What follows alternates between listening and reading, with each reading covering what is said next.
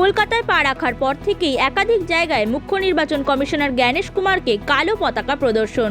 রবিবারই কলকাতায় পা রাখার পর নিউ টাউনের হোটেলে যাওয়ার পথে বিভিন্ন জায়গায় জ্ঞানেশ কুমারকে গো ব্যাক স্লোগান ও কালো পতাকা দেখানো হয়।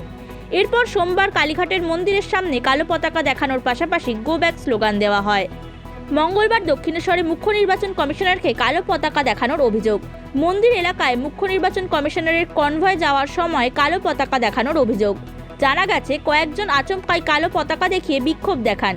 ঘটনায় সাময়িক উত্তেজনা তৈরি হয়। পুলিশ দ্রুত পরিস্থিতি নিয়ন্ত্রণে আনে। নিরাপত্তার কারণে কমিশনারের কনভয়ে বাড়তি পুলিশ মোতায়েন করা হয়। যাদের নাম বাদ গেছে তাদের হয়ে আমাদের লড়াই। আমাদের কোনো আত্মীয় হতে পারে, আপনারও আত্মীয় হতে পারে, অনেক সাংবাদিকের নাম, এমনকি জাজের নাম ভুল পর্যন্ত এসছে, এটা দেখতে পেয়েছেন। তো এর জন্য দায়ী কে? জ্ঞানেশ কুমার সামনে এসছেন। জ্ঞানেশ কুমারকে আমাদের একটা বার্তা পৌঁছানো, ন্যায্য ভোটারের নাম উনি বাদ দিলে উনি সেই মন্দির যান, মসজিদ যান, গির্জায় যান, যেখানেই যান না কেন এরকম বিক্ষোভের সম্মুখীন ওনাকে হতেই হবে। লজিক্যাল ম্যাপিং লোকেদের ডাকা হয়েছে হিয়ারিং এ, আমার হাজবেন্ডকে ডাকা হয়েছে, তার দাদু ঠাকুমারাও এখানে থাকতো, তাকে লজিক্যাল ডিফারেন্সের নামে হ্যারাস করা হয়েছে। তারা প্রতিদিন খায়নি দায়নি, টেনশনে ছিল। এদিন দক্ষিণেশ্বর যাওয়ার আগে বেলুর মঠ যান জ্ঞানেশ কুমার। সেখানে অবশ্য কোনো অপ্রীতিকর ঘটনা ঘটেনি। মঙ্গলবার সকাল 7:50 নাগাদ বেলুর মঠে যান মুখ্য নির্বাচন কমিশনার।